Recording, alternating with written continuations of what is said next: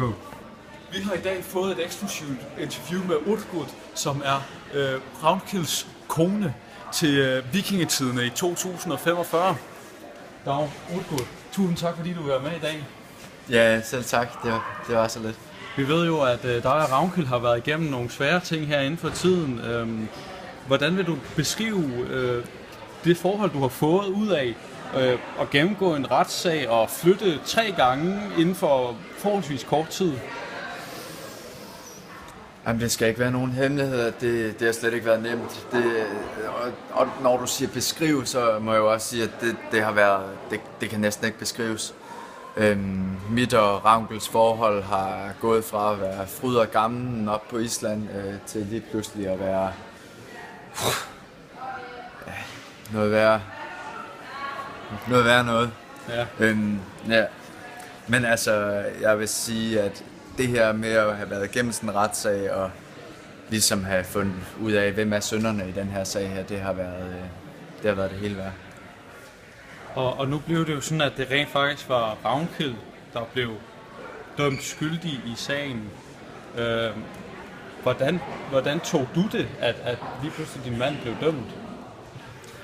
Jamen, der er ligesom, man har et standpunkt til, man tager et nyt, og lige i den situation, der kunne jeg jo kun få det bedste ud af det, og der måtte jeg jo så bare tænke, han er ikke skyldig, og jeg må bare vente på, at vi ligesom får en afgørelse på det her. Og det lykkedes jo så også på et senere tidspunkt. Ja, fordi I kom jo tilbage til jeres oprindelige hjem og det. Men inden I kom tilbage, der var der allerede sket mange forbrydelser. For eksempel jeres elskede hest, Frøjfaxe, var blevet massakreret. Det var simpelthen blevet dræbt meget voldeligt. Hvordan reagerede Ravnkil på det her tab af Frøjfaxe?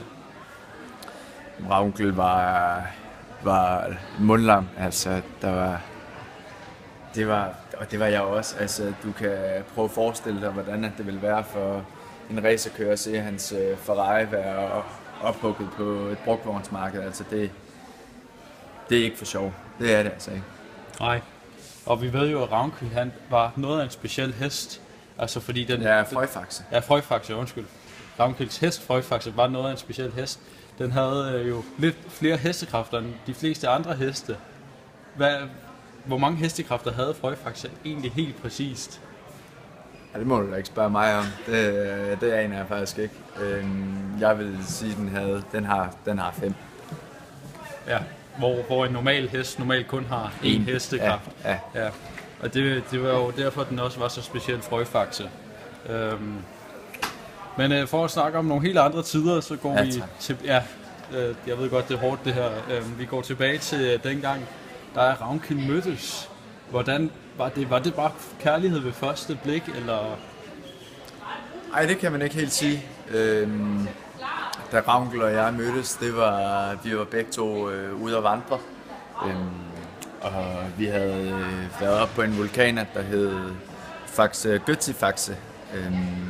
Og det bjerg, det var et rigtig højt bjerg. Lige pludselig blev der rigtig tåget op på bjerget, og jeg troede, jeg var alene. Men så ud af det blå, så hører jeg en stemme, der siger, "Hallo, er der nogen?" Og der kom Ravnkil så i mørket, og sammen kom vi ned. Så mødtes vi nogle dage efter og drak en kop kaffe, og så fandt jeg ud af, at Ravnkil var faktisk en ganske god forretningsmand, så det kunne jeg jo sagtens få udnyttet, så det har jeg gjort siden.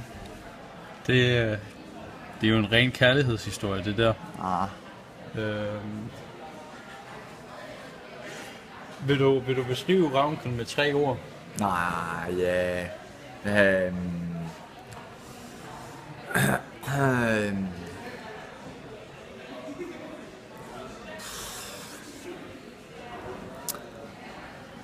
Nej. Den er svær. Altså, jo, Ravnkil med 3 ord må nok være forretningsfantastisk, Frøjfaxe formidabel, og han er, altså, hvad kalder man sådan en, som bare pisseirriterende og bare ikke kan lade være med at Ja, jeg ved gøre godt, hævn, hvad du og altså han... Hævngærig måske? Ja, hævngærig, ved du hvad? Det. Du er god. Hævngærig, ja. Og det er simpelthen det, du faldt for. Hvordan ser du dig og Ravnkild om 10 år? Om 10 år, der er vi... Der er Ravnkild, han har sgu nok været lidt flere slåskampe, og der er nok nogle døde mennesker ude i vores have, og ja, hvem ved, måske er Ravnkild der heller ikke mere. Men det må vi jo tage til den tid. Ja. Og så har du hele slottet for dig selv, som man siger. Ja. Tusind tak for det. Det var så lidt. Mange tak. Vi siger tak til Gutbjerg og Gård.